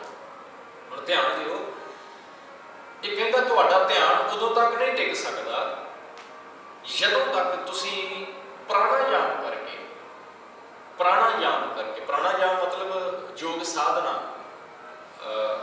मेरे ख्याल एक दो आसन तो तुसीं भी करते होवोगे घर दे विच योगा। एक हुंदा ना जी इंडिया दे विच बड़ा फेमस है ना बाबा रामदेव है ना जी, बड़ा फेमस है, वो अपने पेट को सारा घुमा लेंदा जी अंदर अंदर। उस आसन का नाम मैनूं भुल गया जी, कपालभाति, कपालभाति, हाँ जी हाँ जी। वो कहता है कि इन्हां पतंजलि कहता है, कहता इन्हां प्राणायाम राही, इन्हां आसना राही तुसीं पहलां अपनियां नाड़ियां नूं शुद्ध करना है, अपनियां नाड़ियां नूं शुद्ध करना अगे पढ़ांगे आपां। जदों तक तुसीं उन्हां नूं शुद्ध नहीं करोगे प्राणायाम राही, आसना राही, योग साधना राही, उदों तक तुहाडा ध्यान नहीं कहंदा टिक सकदा। जदों तक अंदरों तुहाडे जिहड़ियां गंदगी भरी पई है वो क्लीयर नहीं हो जाती, साफ नहीं हो जाता तुहाडा अंदर, उदों तक तुहाडा कहंदा ध्यान नहीं टिक सकदा। इसे करके इन्हें एग्जाम्पल दी है कि एग्जाम्पल दिंदा है, कहंदा ज्यों कर मैली आरसी सिकल बिना नह मुख दिखाई। आरसी कहंदे ने जी शीशे, मिरर, शीशे के उत्ते कहंदा गंदगी होवे, डस्ट पई होवे, तुहानूं अपना मूँह वेखण दे लई पहिलां उहनूं साफ करना पएगा। जदों तक उन्होंने साफ नहीं करोगे उदों तक तुहाडा मूँह दे विच तुहानूं नज़र नहीं आउणा। बिल्कुल इस तरह ही कहंदा जेकर तुसीं उस अवस्था तक पहुँचना चाहुंदे हो, उत्थे पहुँचण दे लई तुहानूं पहिलां अपने अंदर नूं साफ करना पएगा। मैं इत्थे गुरमत दा पक्ष तुहाडे सामने रखां, ये प्राणायाम राही अपने अंदर नूं साफ करना चाहुंदा है। अंदर कहंदा तुहाडे गंदगी है, वो जिवें जिवें तुसीं प्राणायाम करोगे अंदर तुहाडा क्लीयर होएगा, साफ होएगा। पर गुरु साहब की कहते हैं, कहते अंदर मैड़ा है, अंदर गंदगी है, पर वो गंदगी है किथे? गुरु साहब कहते वो गंदगी मन दे विच है, मन मैड़ा है। होर कुछ जिहड़ियां तुहाडीआं नाड़ियां ने चलो उत्थे जो कुछ है वो तो है ही है, पर मेन तौर पर कहता तुहाडा जिहड़ा मन है ना वो मैड़ा है, उस मन नूं तुसीं साफ करना है। गुरु नानक साहब कहते हैं बाणी दे विच, कहते तुसीं जदों मन नूं साफ करोगे तां करके जाके तुहाडी गल कहानी बननी है। तो जदों तक वो नहीं साफ होएगा उदों तक मन जिहड़ा उस मालिक दे नाल जुड़ नहीं पाएगा। उहदे वास्ते करना की पएगा? मालिक की बंदगी। पर यह पतंजलि की कहता है, कहता है कि जी तुसीं पहला अपनियां नाड़ियां साफ करनियां ने, वो लोम अवलोम वगैरह सब कुछ जिन्ने भी आसन ने जी उन्हां दे राही पहला तुसीं उन्हां नूं क्लीयर करना है, रस्ता क्लीयर करना है। उस तो बाद अगला पक्ष आएगा तुहाडा वो ध्यान दे विच जुड़न वाला, फिर जाके किते गल बननी शुरू होएगी। तो इत्थे भाई साहब जी अगे की समझाउंदे ने, कहते जोग पदार्थ निर्मला अनहद धुन अंदर निमलाई। जिवें फिर तुसीं अंदर नूं साफ कर लिया पहला, उस तो बाद जोग पदार्थ निर्मला, जोग वाला रस्ता जिहड़ा है ना कहंदा बड़ा पवित्र है, बड़ा पवित्र है। जिहड़ा इहनूं फॉलो करेगा उहनूं फिर अगे चल के प्राप्ति की होनी है? अनहद धुन अंदर निमलाई। आ जिहड़ा अनहद लफ्ज़ है ना जी, इहनूं वख-वख तरह के नाल विद्वानां ने डिफाइन किया है। एक जोगी होया जी गोरखनाथ, बड़ा फेमस है, सारे जोगी गोरखनाथ को अपना गुरु मानते हैं। गोरखनाथ ने 4 तरीकों के नाल इस अनहद धुन अनहद लफ्ज़ को डिफाइन किया है। वो कहता वख-वख स्टेजां ने इहदियां अनहद दियां, एक है आरंभ, एक है घट, एक है प्रस्थित, एक है निष्पाती। यह 4 स्टेजां मानता है।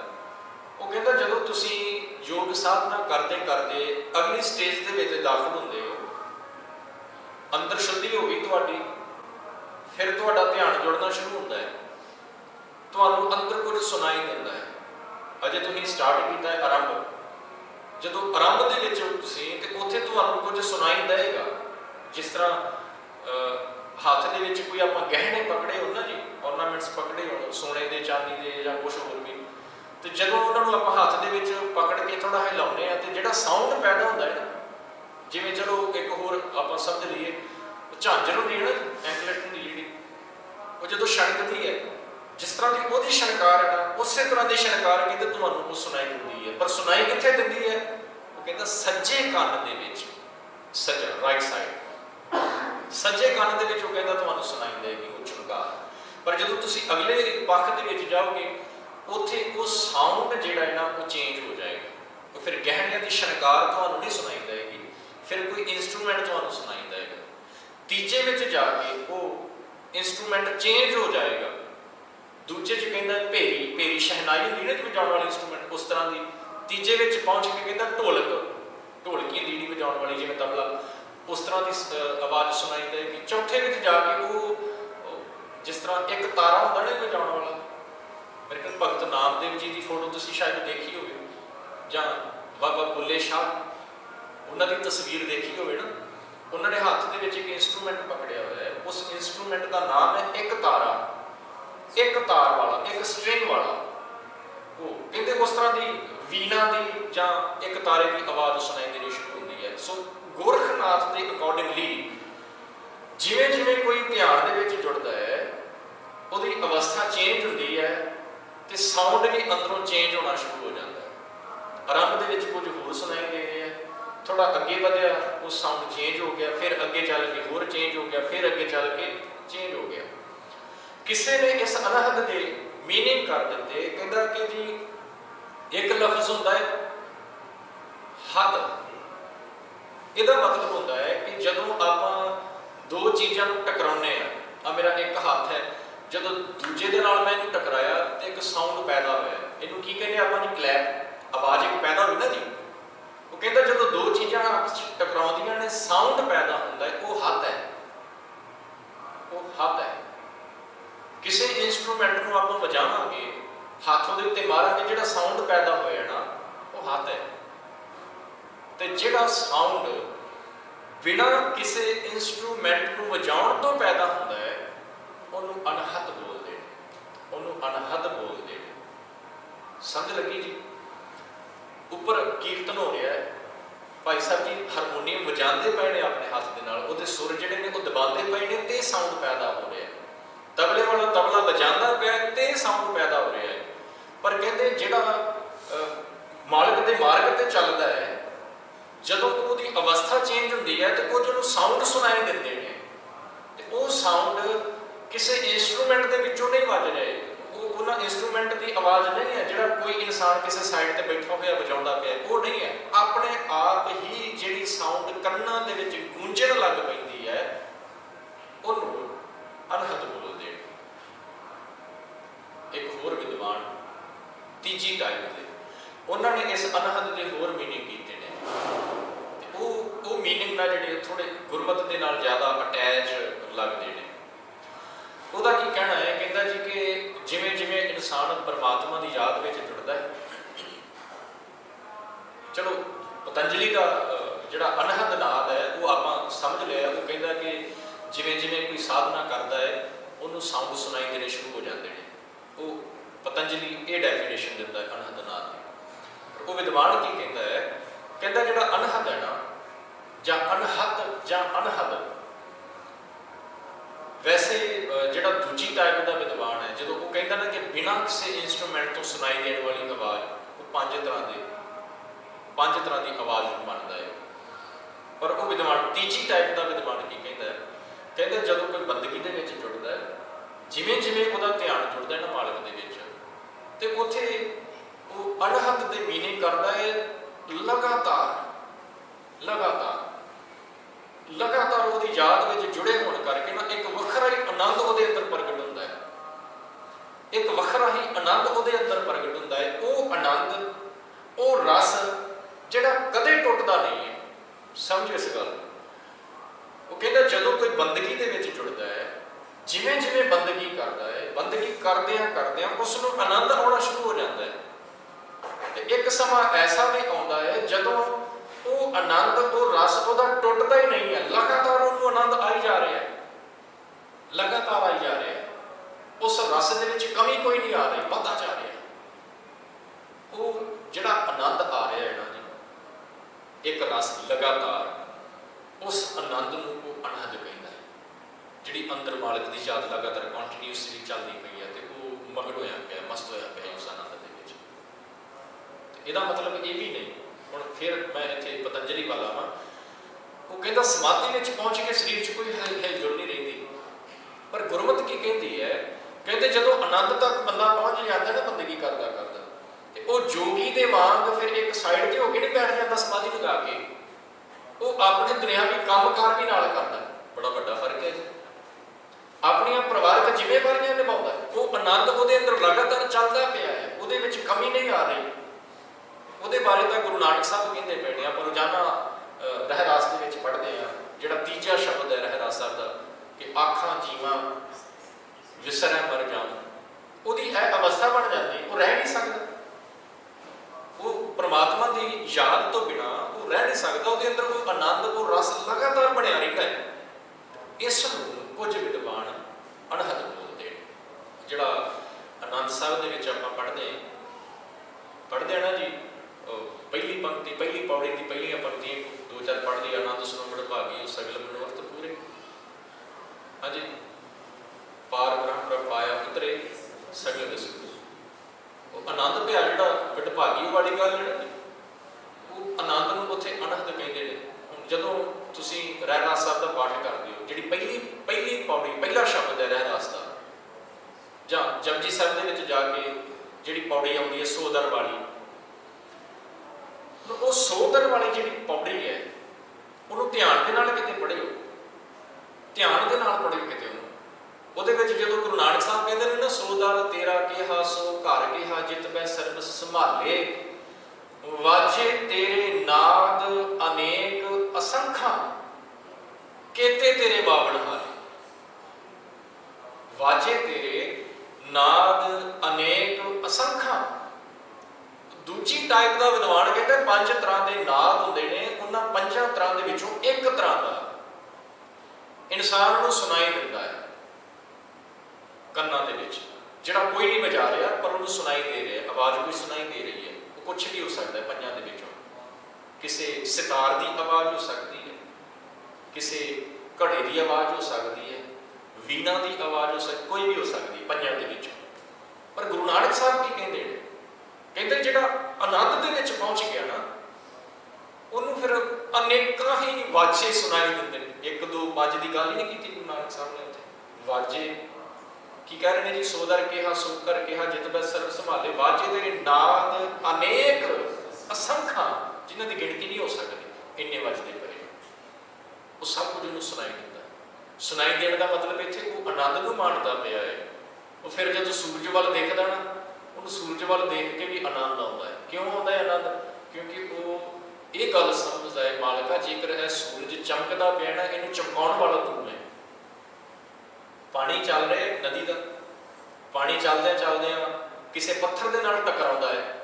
ਪੱਥਰ ਦੇ ਨਾਲ ਟਕਰਾਉਣ ਤੋਂ ਬਾਅਦ ਉਹਦੇ ਵਿੱਚ ਹਲਕੀ ਜਿਹੀ ਆਵਾਜ਼ ਪੈਦਾ ਹੁੰਦੀ ਹੈ। ਉਹ ਉਸ ਆਵਾਜ਼ ਦੇ ਵਿੱਚੋਂ ਵੀ ਆਨੰਦ ਪ੍ਰਾਪਤ ਕਰਦਾ ਹੈ। ਅੱਗ ਬਲਦੀ ਹੈ, ਜਦੋਂ ਅੱਗ ਬਲਦੀ ਹੈ ਤਾਂ ਚੰਗਿਆੜੀਆਂ ਛੋਟੀਆਂ ਛੋਟੀਆਂ, ਤੁਸੀਂ ਲੱਕੜ ਬਾਲ ਕੇ ਦੇਖਿਓ, ਉਸ ਅੱਗ ਦੇ ਵਿੱਚੋਂ ਵੀ ਤੁਹਾਨੂੰ ਹਲਕੀ ਜਿਹੀ ਆਵਾਜ਼ ਸੁਣਾਈ ਦੇਗੀ। ਉਹ ਜਿਹੜੀ ਆਵਾਜ਼ ਨਾ, ਉਹਦੇ ਵਿੱਚ ਵੀ ਆਨੰਦ ਉਹ ਮਹਿਸੂਸ ਕਰਦਾ ਹੈ ਜੀ। ਉਹ ਤੀਜੀ ਜਿਹੜਾ ਟਾਈਪ ਦਾ ਵਿਦਵਾਨ ਹੈ ਨਾ, ਉਹਦੇ ਅਰਥ ਜਿਹੜੇ ਅਨਹਦ ਦੇ ਨੇ, ਉਹ ਗੁਰਮਤਿ ਦੇ ਬਹੁਤ ਕਲੋਜ਼ ਨੇ। ਉਹ ਗੋਰਖਨਾਥ ਦੇ ਅਰਥਾਂ ਦੇ ਨਾਲ ਉਹ ਨਹੀਂ ਮਿਲਦਾ।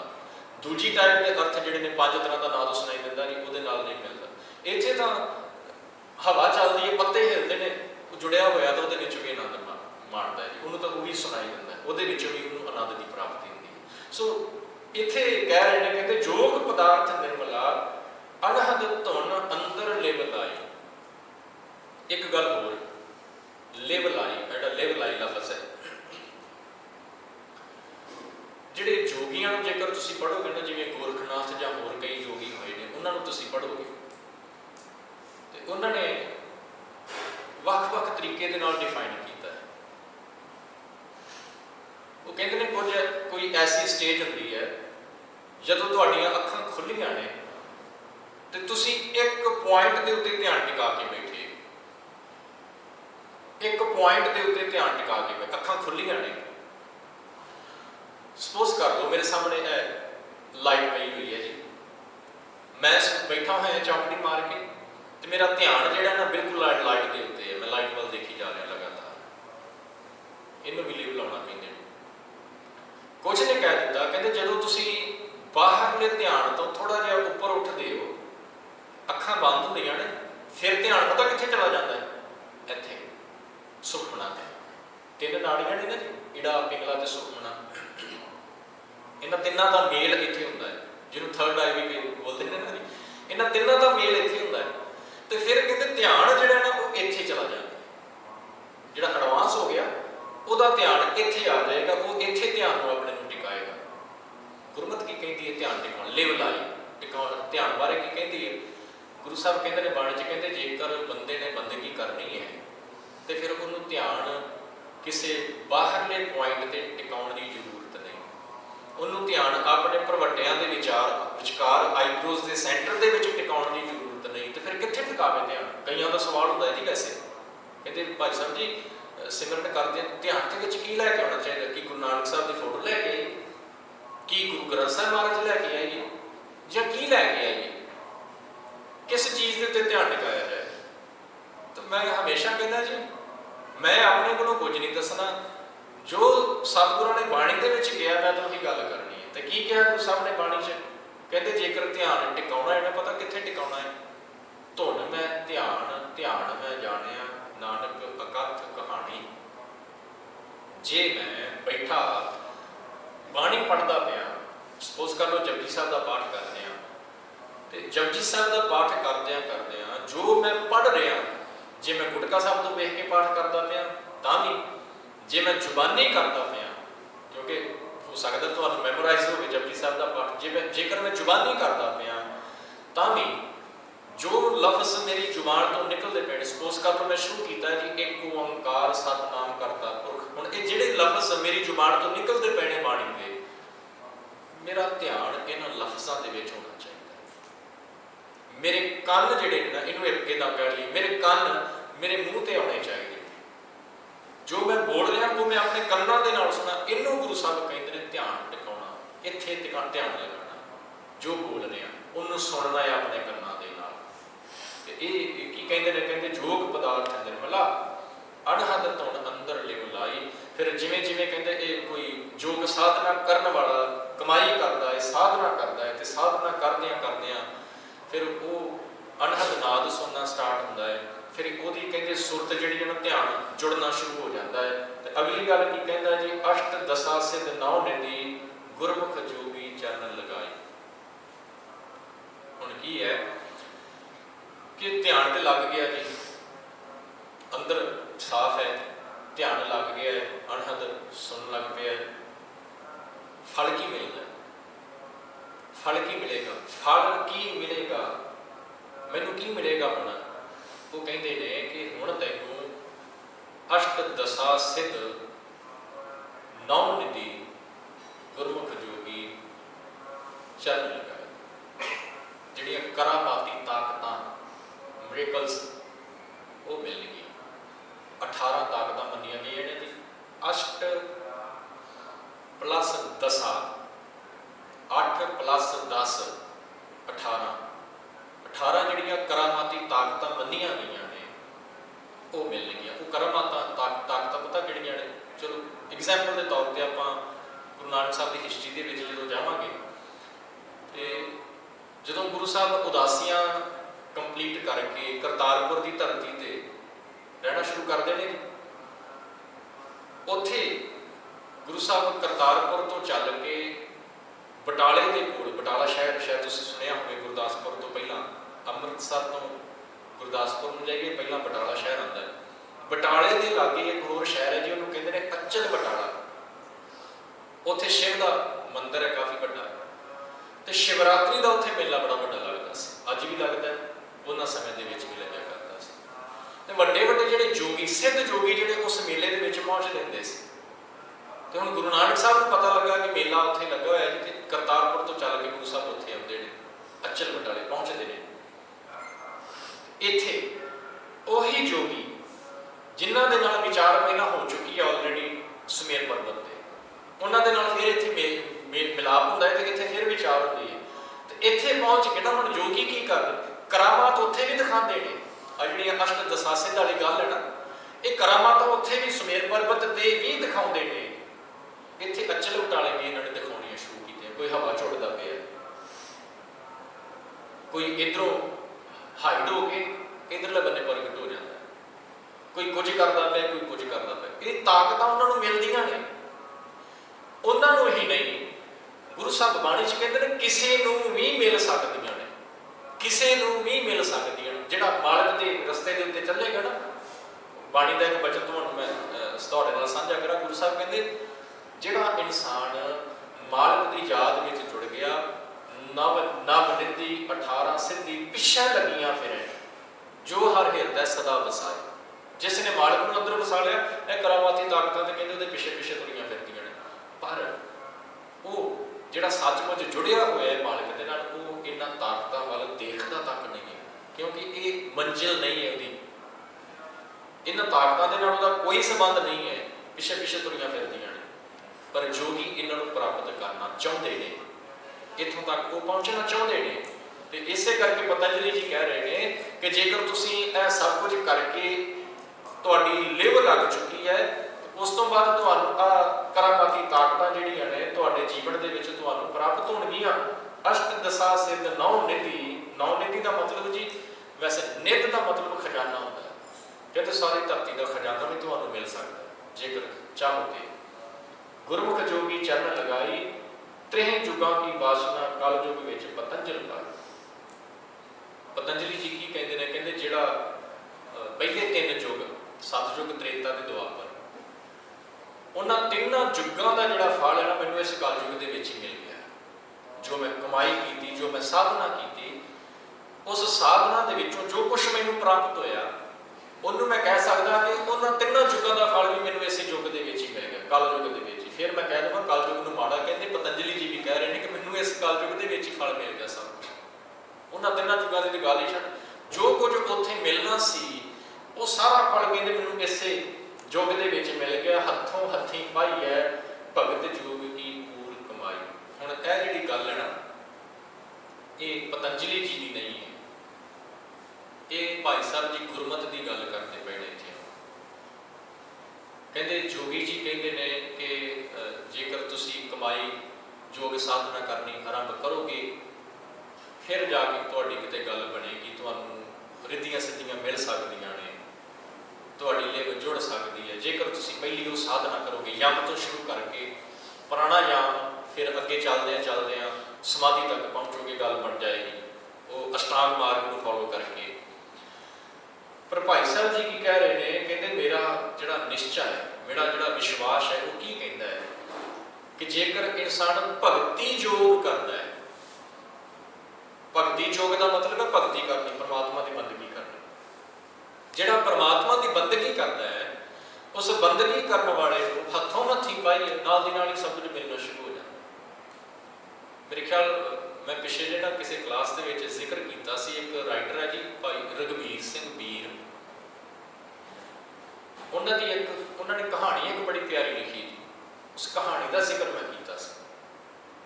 ਕਹਾਣੀ ਦੇ ਵਿੱਚ ਕੀ ਲਿਖਦਾ ਹੈ, ਕਹਿੰਦਾ ਕਿ ਜਦੋਂ ਕੋਈ ਮਨਮੁਖ ਬੰਦਾ ਰੱਬ ਦੇ ਰਾਹ ਦੇ ਉੱਤੇ ਤੁਰ ਪੈਂਦਾ ਹੈ ਨਾ, ਤੇ ਤੁਰਦਿਆਂ ਰਸਤੇ ਵਿੱਚ ਚੱਲਦਿਆਂ ਕਈ ਤਰ੍ਹਾਂ ਦੇ ਪੜਾਅ ਆਉਂਦੇ ਨੇ। ਪੜਾਅ ਸਮਝਦੇ ਹੋ ਜੀ, ਰੁਕ ਕੇ ਜਾਣਾ।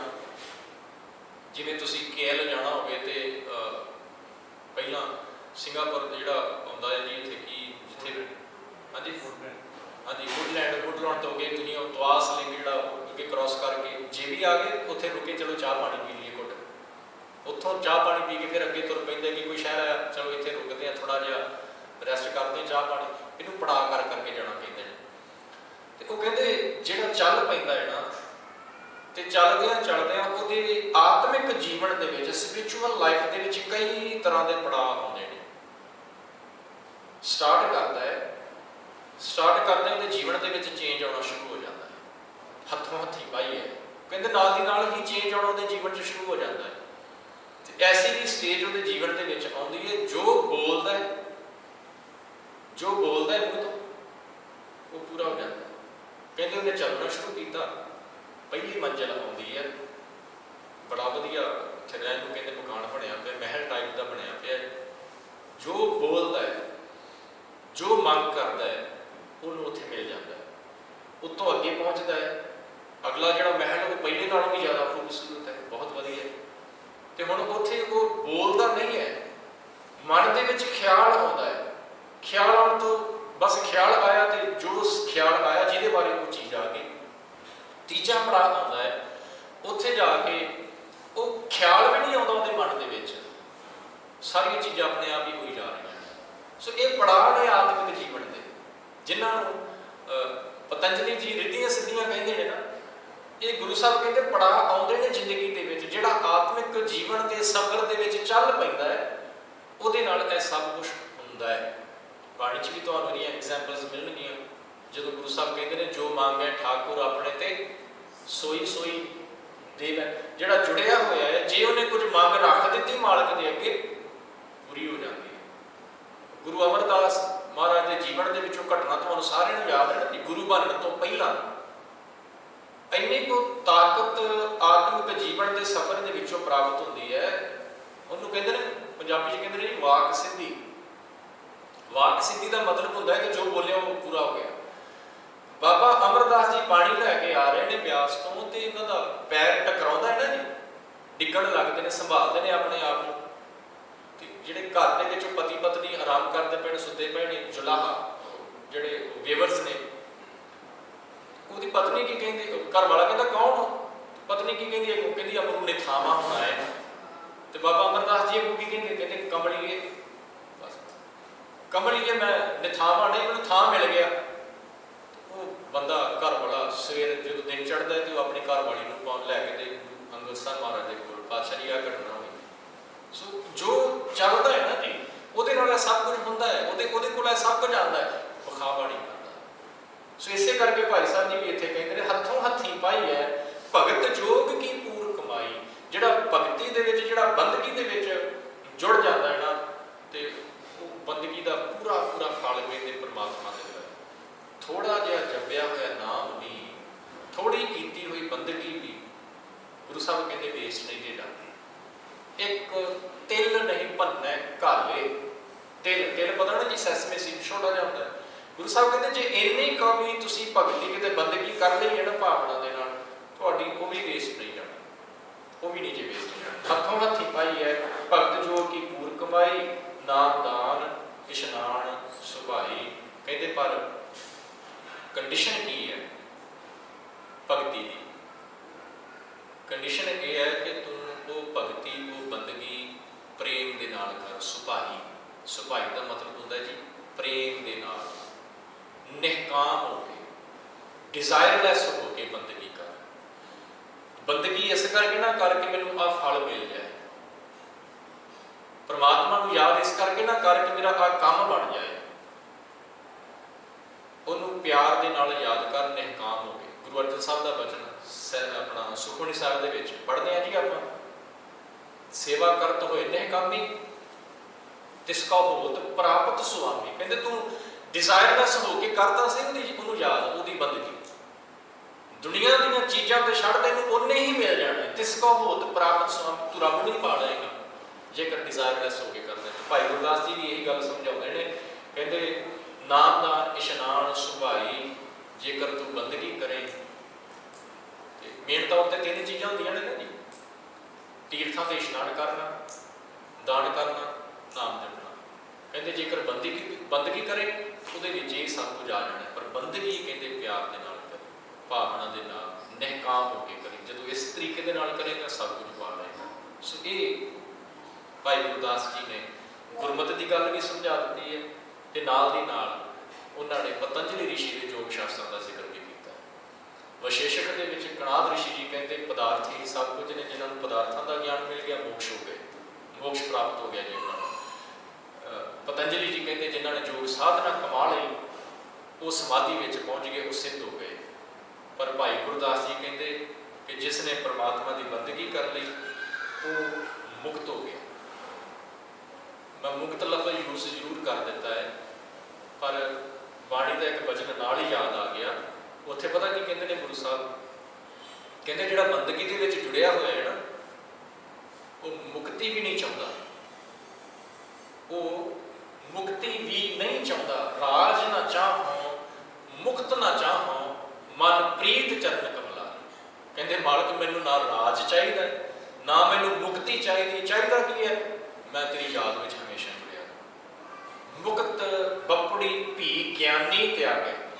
ਗਿਆਨ ਮਾਨ ਜਿਹਨੂੰ ਗਿਆਨ ਹੋ ਗਿਆ, ਕਹਿੰਦੇ ਉਹ ਮੁਕਤੀ ਦੀ ਇੱਛਾ ਵੀ ਛੱਡ ਦਿੰਦਾ, ਨਹੀਂ ਹੋਣਾ ਚਾਹੁੰਦਾ। ਕਹਿੰਦਾ ਮੈਂ ਤੇਰੀ ਯਾਦ ਵਿੱਚ ਜੁੜਿਆ ਰਹਾਂ ਹਮੇਸ਼ਾ। ਸੋ ਇਹ ਗੱਲ ਭਾਈ ਸਾਹਿਬ ਜੀ ਨੇ ਇਹਨਾਂ ਦੋਨਾਂ ਸ਼ਾਸਤਰਾਂ ਬਾਰੇ ਸਾਨੂੰ ਸਮਝਾਈ ਹੈ, ਨਾਲ ਗੁਰਮਤਿ ਦਾ ਪੱਖ ਵੀ ਰੱਖ ਦਿੱਤਾ ਕਿ ਭਲਿਓ ਜੇਕਰ ਬੰਦਗੀ ਕਰ ਲਓਗੇ ਸਭ ਕੁਝ ਮਿਲ ਜਾਏਗਾ। ਯੋਗ ਸਾਧਨਾ ਦੇ ਨਾਲ ਹੋ ਸਕਦਾ ਰਿੱਧੀਆਂ ਸਿੱਧੀਆਂ ਕਿਸੇ ਨੂੰ ਮਿਲ ਜਾਣ,